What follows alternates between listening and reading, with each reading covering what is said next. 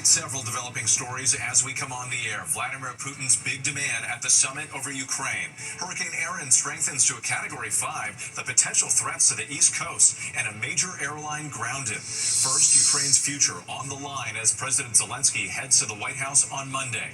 Sources tell ABC News Vladimir Putin wants a big chunk of Ukrainian territory. New details on what was discussed in that historic summit in Alaska.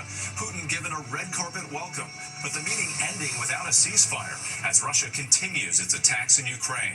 Plus, the personal letter from First Lady Melania Trump, the issue she raised with Putin. Team coverage tonight from Anchorage and Ukraine.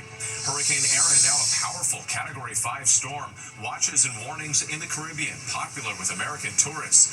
Flooding and mudslides possible in Puerto Rico and the Virgin Islands. The East Coast facing dangerous rip currents. And the Midwest bracing for severe weather and flash flooding. Our weather team tracking it all. Also tonight, protests coast to coast over redistricting. Both political parties angling to redraw voting maps, hoping to pick up congressional seats. Every seat could be crucial with the balance of power razor thin. More troops on the way. West Virginia's governor is sending more than 300 National Guard soldiers to Washington. Part of the White House operation to crack down on crime in the Capitol. Air Canada grounds all of its flights after flight attendants walked off the job on strike, impacting more than 100,000 daily passengers, what it all means for travelers here in the U.S. A brazen daytime robbery caught on video. Thieves stealing $2 million worth of jewelry in under 2 minutes. The dramatic rescue of a hiker trapped for days behind a waterfall, how rescuers found him. And America Strong tonight, letters from a father sparking a viral movement online, and the loving dad eager to share his written wisdom. From ABC News World Headquarters in New York, this is World News Tonight. Good evening. Thanks for joining us on this Saturday. I'm Whit Johnson. We're following several developing stories as we come on tonight. Hurricane Erin is now a monster Category 5 storm churning in the Atlantic, the potential threats to the East Coast. But we begin with new details following that historic summit in Alaska. No ceasefire agreed to, and now we've learned Ukrainian President Volodymyr Zelensky is heading to the White House on Monday. President Trump saying the best way to end the war is to seek a peace agreement instead of starting with the ceasefire he had initially endorsed.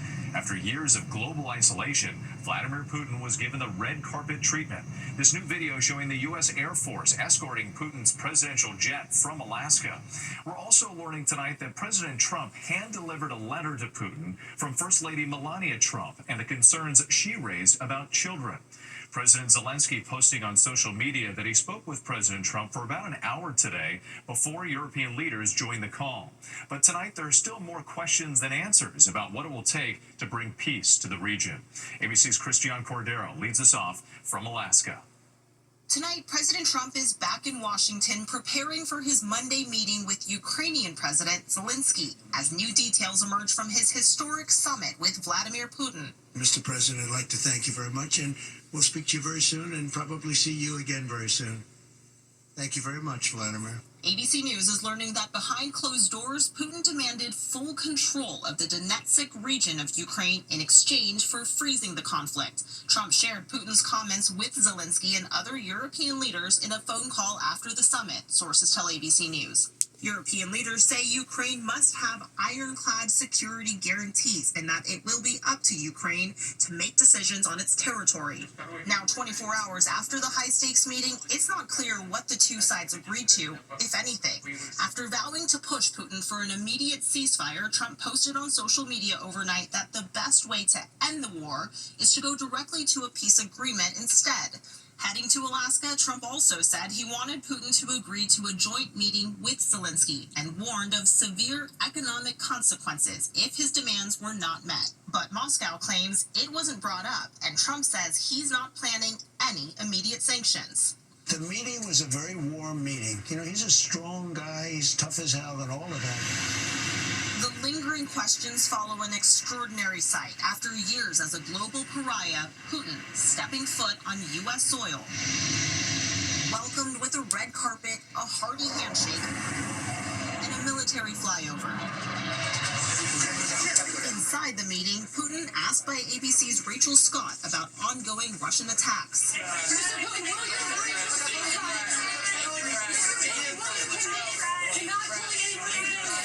After campaigning on his ability to broker a peace agreement, Trump now says it will be up to Ukraine to reach a deal with Putin. I would also say the European nations, they have to get involved a little bit, but it's up to President Zelensky. It raises the stakes for Monday, when Zelensky will return to the White House since his tense visit in February that broke down into a shouting match. So many questions about what was discussed during this meeting, but what we're learning tonight, President Trump hand-delivered a letter to Putin from First Lady Melania Trump, raising concerns about Ukrainian children kidnapped during this war. Another layer in all of this. Christian, thanks. Meantime, Russia continuing its attacks on Ukraine before and during the summit in Alaska. Ukrainian officials saying Russians struck with a barrage of drone attacks and bombs. ABC's chief foreign correspondent Ian Pannell, who has covered this war for more than 3 years, back in Ukraine again tonight. While President Trump was rolling out the red carpet, Putin's military was again bombing Ukraine. Glide bombs and drone attacks reported across the country. On the front lines, Putin's forces trying to advance. Seen here in this undated video released today by the Russian Ministry of Defense. Relentless attacks this week, just the latest that have stretched Ukrainian units thin as they try to fend off Russian assaults using drones to target military vehicles. Ukraine wasn't invited to the summit in Alaska, but it must deal with the consequences. No ceasefire, no trilateral meeting, and no severe consequences for Russia. Russia occupying 20% of Ukraine's territory. Sources telling ABC News during the summit, Putin demanded Ukraine give up the Donetsk region in exchange for stopping offensives elsewhere and agreeing to halt further attacks. The sources saying Trump relaying that message to Zelensky and European leaders. Former Russian President Dmitry Medvedev posting that President Trump refused to escalate pressure on Putin. European leaders and Zelensky insisting that pressure must be kept on Russia and that Ukraine shouldn't be forced to hand over any of its land. Today, the Kyiv Independent newspaper calling the summit sickening, shameful, and in the end, useless. Класти червону доріжку. Pala says, to put a red carpet in front of a man who's destroying my country, I don't know what to say. With President Zelensky said in a statement after the summit that when speaking to President Trump, he asked for stronger sanctions, adding security must be guaranteed, with both the US and Europe involved. Meanwhile, Vladimir Putin has been effectively freed from international isolation, but for now at least, Ukrainians must continue to live in a state of fear and war. Wit? Ian Pannell reporting tonight. We appreciate it. And tune into This Week tomorrow morning. Martha Raddatz will have much more on what happens next after the Trump-Putin summit with Secretary of State Marco Rubio. Now to the major weather threat. Hurricane Erin rapidly intensifying to a Category 5 storm. It's packing sustained winds of 160 miles per hour as it churns over the Atlantic. The first major hurricane of the season, and it could get even stronger by tomorrow morning. Let's bring in meteorologist Danny Beckstrom for our New York station, WABC. And Danny, you're tracking Erin and potential flooding in the Midwest. That's right. With a major Category 5, fluctuations in strength are expected, with new tropical storm watches now issued for Turks and Caicos, joining St. Martin and St. Bart's. Right now, Erin passing just north of Anguilla, with the outer bands dropping heavy rain in the northern Leeward Islands. Rough surf and flooding downpours will be the main impacts to the Virgin Islands and Puerto Rico as Erin tracks west tomorrow. The northern turn forecast for Monday, with modeling still keeping Erin offshore of the U.S. And while the strength of the storm should weaken as it moves north, the size of the storm will grow, sending rough surf and rip currents up the East Coast, with 8 to 12-foot waves off the Carolinas by Wednesday, making water conditions dangerous and contributing to coastal erosion into New England by Thursday. The front that should keep Erin in the Atlantic next week brings severe storms and a flood threat to the upper Midwest tonight, the same areas impacted hard last weekend. Whit? All right, we'll be watching it, Danny. Thanks so much. Millions, meantime, are bracing for life-threatening rip currents and that dangerous surf in the U.S. Red flag warnings posted on beaches in Puerto Rico. Erin's outer bands could bring heavy rain to parts of the Caribbean, triggering flash flooding and landslides, and it comes as the summer has already been deadly at American beaches. Here's ABC's Morgan Norwood. Tonight, hurricane hunters in the center of Erin's powerful eyewall. The now monster Category 5 storm tears through the Caribbean tonight, millions bracing for dangerous rip currents from Florida to Maine.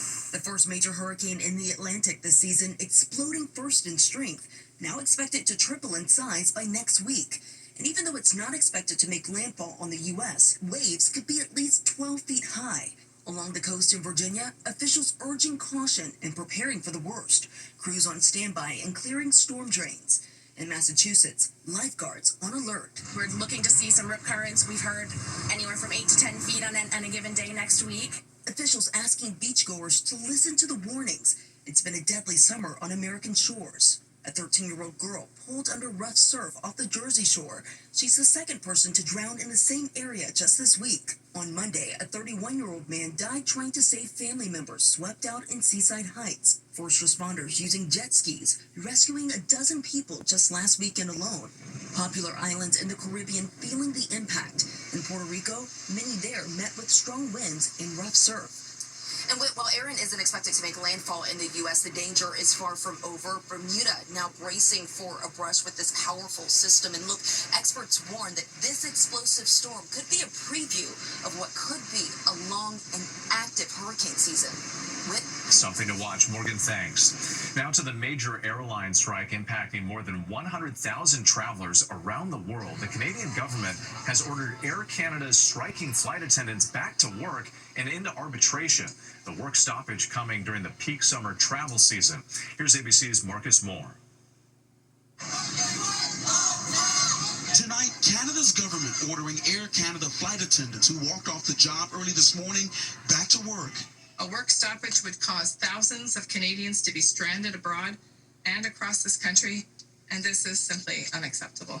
The move just 12 hours after the country's largest airline halted operations. Tens of thousands of customers stranded and scrambling to find alternate flights. I understand. I'm solidarious with strikers in general, but I mean, why do we have to pay the consequences of this? The union, representing some 10,000 flight attendants, says despite the order, the strike is still on. Frustration growing tonight.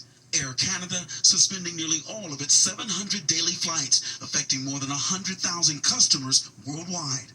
Ticket counters now empty. Flight board showed dozens of canceled flights.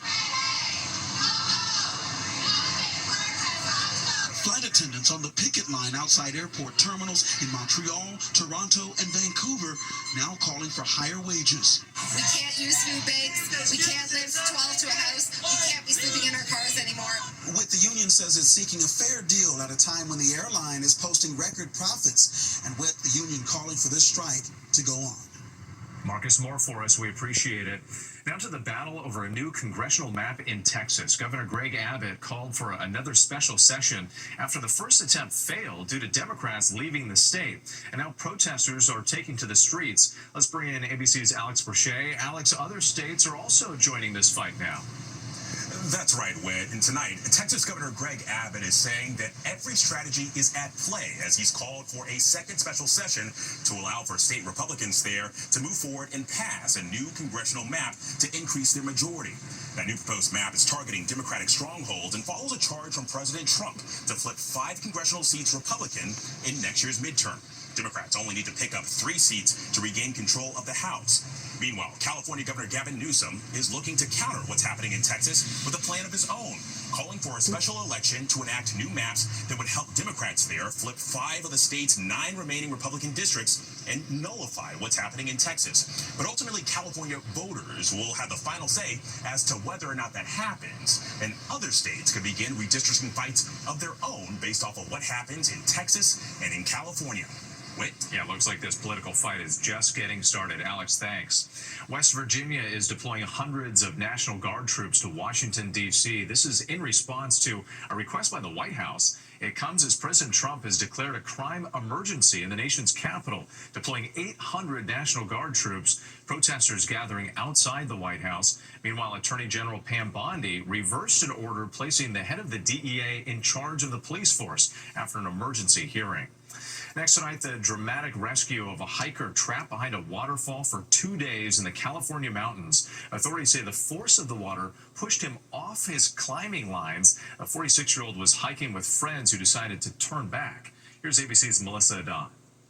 Tonight, search and rescue teams in California calling this a stunning survival story after a hiker was trapped for 2 days behind this waterfall. The Tulare County Sheriff's Office says 46-year-old Ryan Wardwell went hiking last weekend in the Sequoia National Forest with plans to rappel the waterfalls at Seven Teacups. Officials say Wardwell was last seen at the top of the falls, but never made it back to his car that night.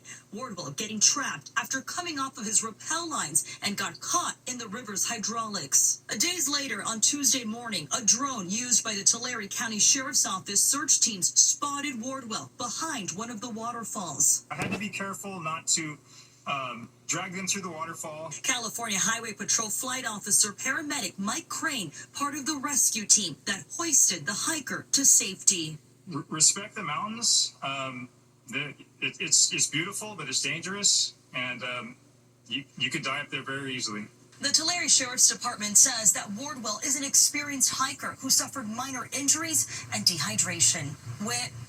And those rescuers getting there just in time. Melissa, thanks. The mayor of New Orleans, LaToya Cantrell, has been indicted, accused of criminal cover-up to hide an alleged affair with a police officer assigned to protect her. Let's bring in ABC's Perry Russom. And Perry, what more are you learning tonight? Yeah, according to an indictment, the mayor's accused of trying to cover up a relationship with her bodyguard. Prosecutors say taxpayer money was used to pay for personal trips to Martha's Vineyard and wine tasting in Napa Valley. And this is the result of years-long investigation into Mayor LaToya Cantrell. Federal prosecutors say in all, her bodyguard's trips cost the city more than $70,000. Investigators say the scheme lasted for nearly 3 years, and the two tried to hide it all by using WhatsApp to keep their messages encrypted and then deleting their conversations. Cantrell is the first woman to become mayor of New Orleans and is now the first mayor in the city's history to face charges while in office. Cantrell has denied being in a relationship with her bodyguard. All right, Perry Russom, our thanks to you. There's much more ahead on World News Tonight this Saturday, including what caused this massive fire on a busy highway and shocking video of a brazen robbery, $2 million worth of jewelry gone in less than 2 minutes. Next tonight, a horrific crash in Houston today. Thick flames blanketed a highway after a tanker truck caught fire. The driver was killed, and the front half of that truck left the roadway. It was carrying nearly 9,000 gallons of fuel and burned for some time. The cause is under investigation. There's new video of a brazen robbery. 4 people, some using axes, broke into a Seattle jewelry store on Thursday. Some seen busting up display cases and loading up bags. Seattle Crime Stoppers says that they were in the store for less than 2 minutes and got away with about $2 million worth of jewelry. When we come back, AT&T customers could be eligible to get some money in a legal settlement. Details just ahead.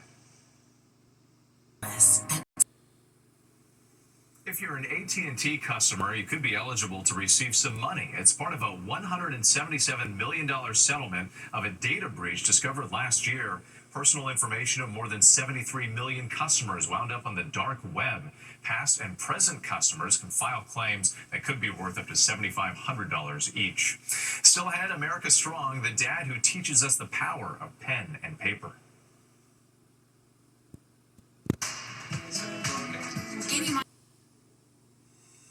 Finally tonight, America Strong, a dad sharing his special gifts. A tradition from the heart that started 20 years ago. Rosie Pollock was at sleepaway camp for the first time when her father, Buzz Ecker, started writing her daily handwritten letters. This is the very first one. Hi, Rosie, I love you and I miss you. Adding, you have no idea how proud I am that you are up there. And they were always signed, Love, Dad. He'll let me know how proud he is of me and how excited he is for me. Rosie estimates her dad has sent her more than 3,500 handwritten letters. She's now 30 and a parent herself, and her father started writing to her son, Jackson. Hey, Jackson. Then Rosie had an idea, wondering if others might benefit from her father's written wisdom. Posting this message on TikTok, He is more than willing to be your dad via the snail mail. Creating a website she calls the Dad Letter Project. Within a week, more than 600 people from around the world signed up. We are inundated with requests. Since then, Rosie's dad, fully on board, spending time in his Michigan cabin writing to strangers. More than 150 letters so far. And tonight, Rosie telling us the demand for a dad letter is now so high they're recruiting other dads to help share the love. Well, the internet is loving it already, and so are we. I'm Wick Johnson in New York. Have a great night.